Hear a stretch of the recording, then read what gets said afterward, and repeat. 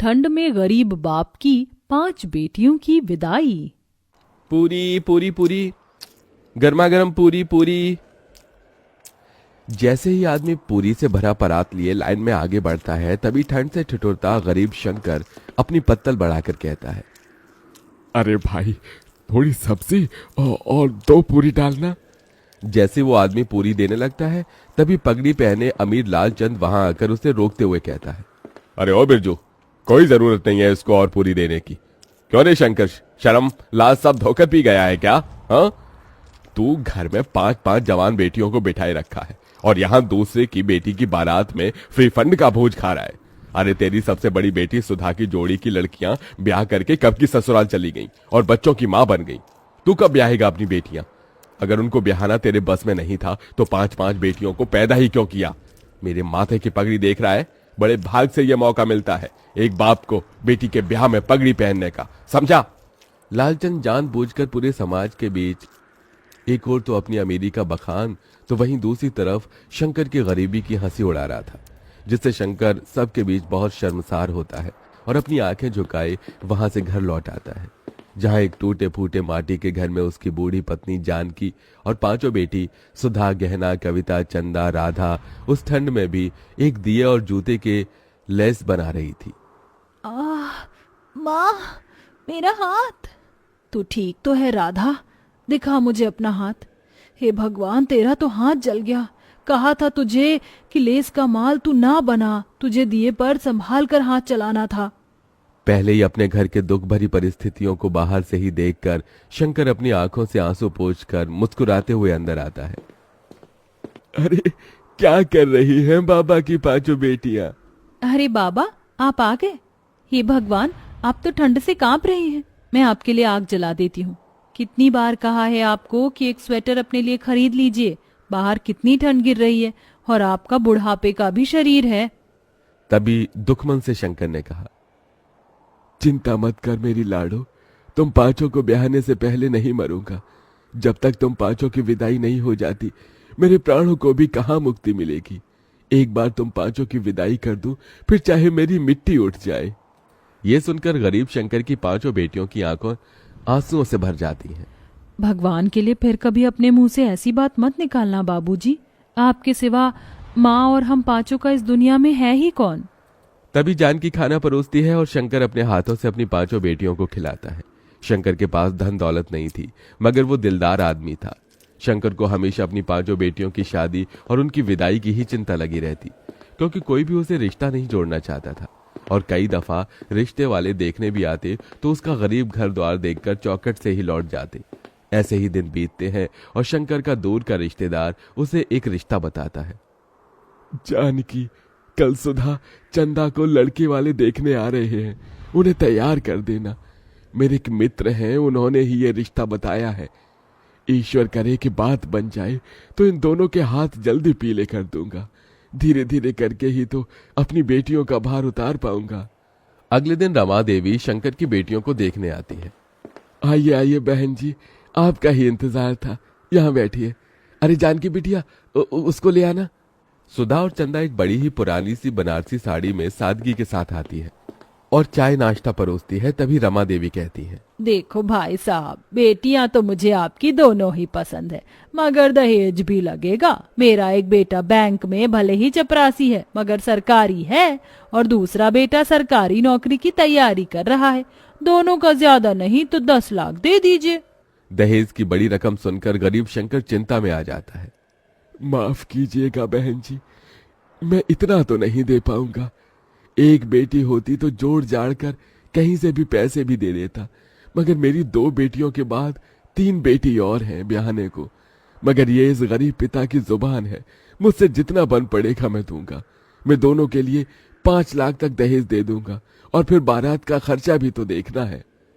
रमा रिश्ता पक्का कर देती है। उसके जाने के बाद चिंता से भरी जानकी ने कहा, अजी 5 लाख रुपए कहाँ से लाकर देंगे आप? कुछ सोचा है? अरे खेत बेच दूंगा जानकी, 4-5 लाख रुपए तो मिल जाएंगे। कम से कम मेरी 2 बेटियों की विदाई तो हो जाएगी। लेकिन बाबा, खेत बेच दोगे तो खेती कहाँ करोगे? मजदूरी कर लूंगा। वैसे भी गरीब लोग लेबर माटी में लगे हुए हैं। बस तुम पांचों अपने घर द्वार चली जाओ।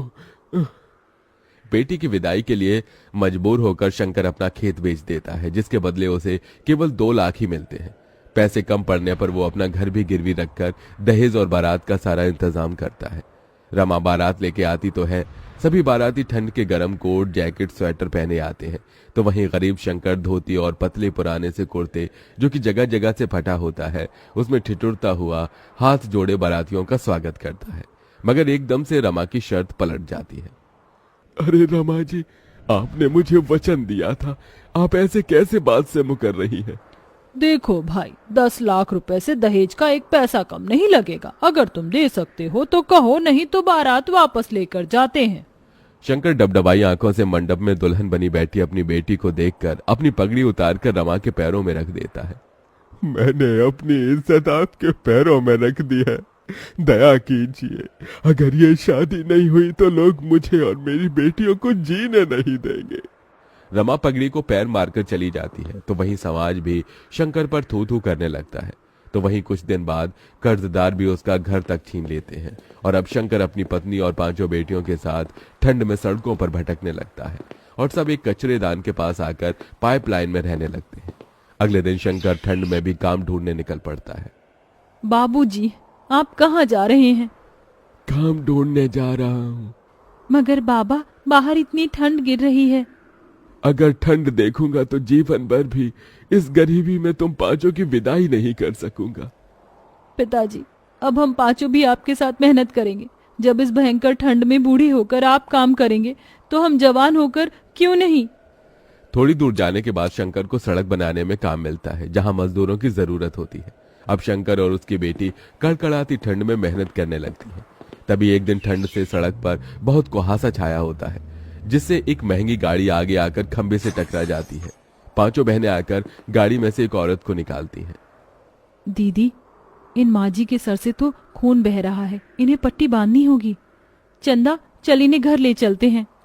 शंकर का परिवार अंजना की बहुत देखभाल करता है। वहीं बातों बातों में शंकर अपना दुख उससे बांटता है और फिर, भाई साहब, भगवान ने आपकी 5 बेटियों को मेरे बेटों के लिए ही बनाया है। मैं इन्हें अपने घर की बहू बनाना चाहती हूँ। यह सुनकर शंकर की आंखों से खुशी के आंसू छलक पड़े। बहन जी, मैंने कभी सपने में भी नहीं सोचा था कि मेरी 5 बेटियों का रिश्ता इतने बड़े घर द्वार में लगेगा।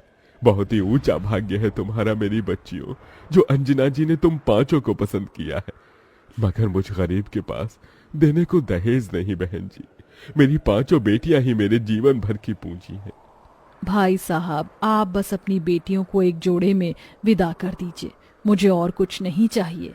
थोड़े ही दिन बाद शंकर अपनी बेटियों की विदाई की तैयारी में लग जाता है। वो कड़ाके की ठंड में कांपता ठिठुरता कचरेदान को साफ करके वहां मड़वा बनाता है और खाने पीने शुद्ध बोध बिसार कर खुद को मेहनत में झोंक देता है और 2 पैसे ज्यादा कमाने के लिए गीली रेत बालू उठाकर मिले पैसे से 5 की शादी का जोड़ा खरीद कर लाता है। शादी का दिन आ जाता है। बड़े धूमधाम से अंजना बारात लेकर आती है। आंखों में आंसू भरकर शंकर कहता है, देखो जानकी, हमारी 5 बेटियों की बारात आई है, आज उनकी विदाई है। आपने अपने पिता होने का फर्ज पूरा किया जी। इसके बाद जानकी और शंकर उन 5 का कन्यादान कर देते हैं और विदाई का पल आ जाता है। तभी, ये लो मेरी बच्चियों, ये चावल पीछे को फेंक कर आगे बढ़ो। एक एक पैर बढ़ाती हुई 5 चावल पीछे जानकी की झोली में गिराती हैं और फिर अपने पिता के गले लगकर फूट फूट कर रोती हैं। बाबूजी, आपने हम 5 की विदाई के लिए बड़ा तप किया है। देखिए, आज हम विदा हो रही हैं। अपना ख्याल रखिएगा। तुम भी अपना ध्यान रखना मेरी बच्चियों, सदा खुश रहना। इसी के साथ गरीब शंकर अपनी 5 बेटियों को विदा कर देता है।